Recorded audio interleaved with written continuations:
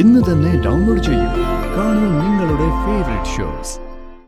ആ കേസ് പുനരന്വേഷണം നടത്തണമെങ്കിൽ മരിച്ചുപോയ രാജീവന്റെ ഒരേ ഒരു ബന്ധുവായ എന്റെ ഭാര്യ രാഗി പരാതിപ്പെടണ്ടേ?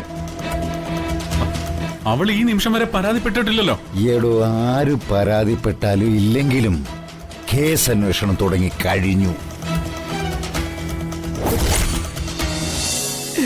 മതി മതി, പെണ്ണിന് എപ്പോഴും കിരിക്കൊണ്ടിരിക്കാനേ നേരമുള്ളൂ.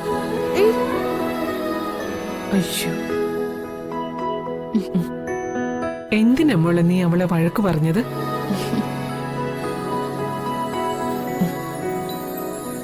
ജഗം വരാൻ ഇനിയും വൈകുവോ? കുറച്ചുകൂടി കഴിയും. പാവം ജഗൻ, എത്ര വലിയ കോടീശ്വരനാ. എന്നിട്ടും നിന്നെയും ദേമോളെയും സംരക്ഷിക്കാൻ വേണ്ടി വർക്ക്ഷോപ്പിലേക്ക് പോകുന്നു. ഇതിൽ നിന്ന് തന്നെ അറിഞ്ഞുകൂടെ മോളെ, അവൻ നിന്നെ എത്രമാത്രം സ്നേഹിക്കുന്നുണ്ടെന്ന്? ഒരുപാട് ജോലിയുണ്ടമ്മേ. എല്ലാം ഒന്ന് അടുക്കും ചിട്ടയാവണമെങ്കിൽ കുറച്ച് നാളെടുക്കും. ജഗന്റെ സ്നേഹത്തിന്റെ കാര്യം പറയുമ്പോ നിനക്ക് എന്താ മോളെ ഒരു വെറുപ്പ്?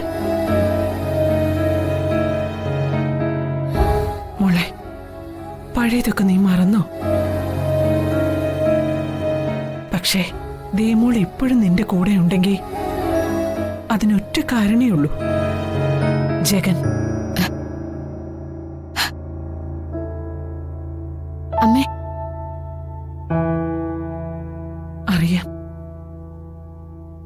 മോളെ, നിന്റെ കഴുത്തിൽ നീ അറിയാതെ അവൻ താലി കെട്ടിയിട്ടുണ്ടെങ്കിൽ അത് നിന്നോടുള്ള സ്നേഹക്കൂടുതൽ കൊണ്ട് മാത്ര. 1000 നന്മകൾക്കിടയിൽ അവന്റെ ഒരു തെറ്റു മാത്ര നീ കാണാൻ ശ്രമിക്കുന്നത്. നിനക്ക് വേണ്ടി ഒരു ജീവിതം തന്നെ ഒഴിഞ്ഞുവെച്ച് അവന്റെ മനസ്സ് ഇനിയും നിനക്ക് തിരിച്ചറിയാൻ പറ്റിയില്ലെങ്കിൽ നിനക്ക് പാപം കിട്ടും. വെറുപ്പുണ്ടായിട്ടല്ലമ്മേ, പൂർണ്ണമായിട്ട് അംഗീകരിക്കാൻ എന്റെ മനസ്സ് തയ്യാറായിട്ടില്ല. അതുകൊണ്ടാ.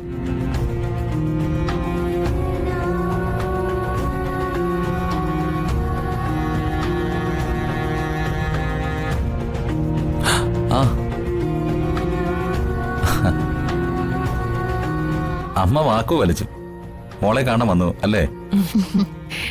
അമ്മയ്ക്ക് ചായ കൊടുത്തു. കഴിക്കാനോ? ഒന്നും വേണ്ട. അത് പറ്റില്ല. വന്ദനെ, അമ്മയ്ക്ക് എന്തെങ്കിലും കഴിക്കാൻ കൊടുക്ക. ഞാൻ ഇപ്പൊ കൊണ്ടുവരാം. ഇരിക്കെ മോനെ, കാര്യങ്ങളെല്ലാം അറിഞ്ഞു. എല്ലാം ശരിയാവും. ഈ അവസ്ഥയിൽ സാമ്പത്തികമായിട്ട് സഹായിക്കാൻ പറ്റുന്നില്ലല്ലോ എന്നൊരു സങ്കട മാധവേട്ടന്.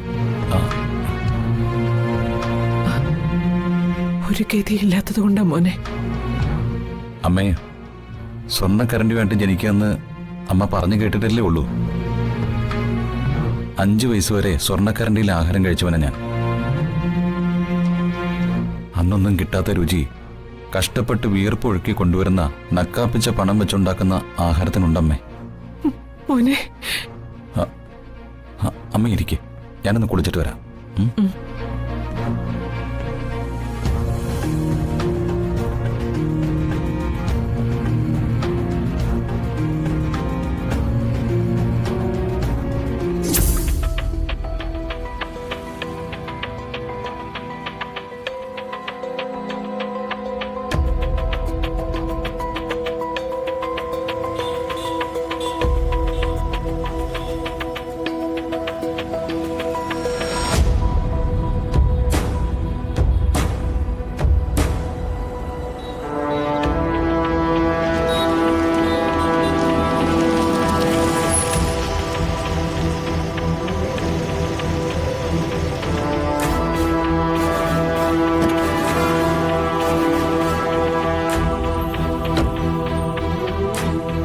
നമസ്കാരം സാർ. ഒരു 5 മിനിറ്റ് വൈകി. 5 അല്ല 55 മിനിറ്റ് വൈകി. അതുപോട്ടെ, സാറ് വിളിച്ച കാര്യം പറ.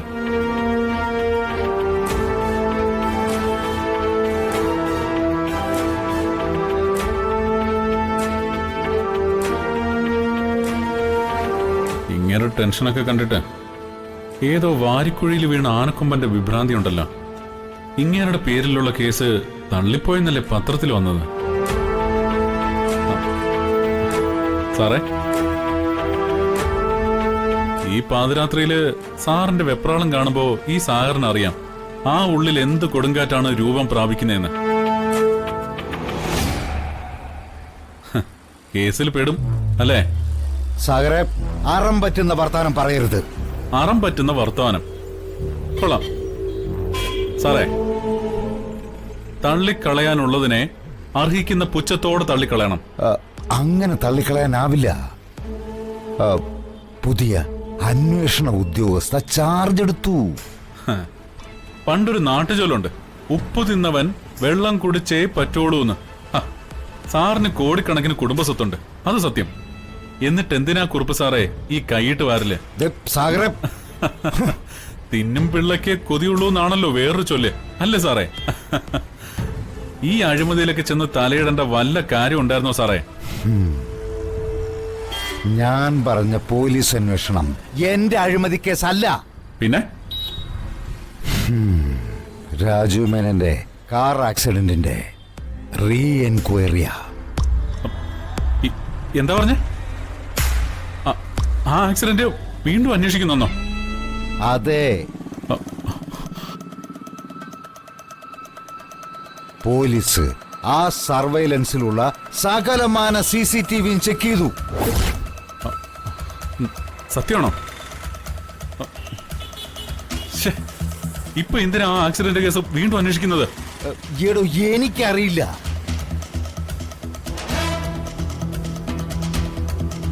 അല്ല, ആ കേസ് പുനരന്വേഷണം നടത്തണമെങ്കിൽ മരിച്ചുപോയ രാജീവന്റെ ഒരേ ഒരു ബന്ധുവായ എന്റെ ഭാര്യ രാഗി പരാതിപ്പെടണ്ടേ? അവൾ ഈ നിമിഷം വരെ പരാതിപ്പെട്ടിട്ടില്ലല്ലോ.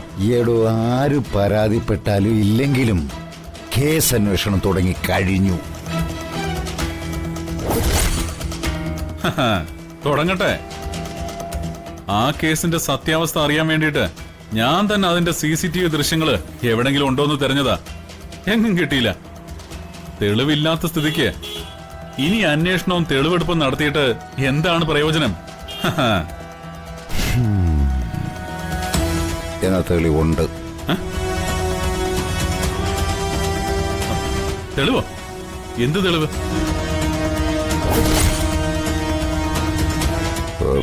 കൊല്ലപ്പെട്ട രാജു മേനന്റെ മകളില്ലേ? കൊല്ലപ്പെട്ടെന്നോ?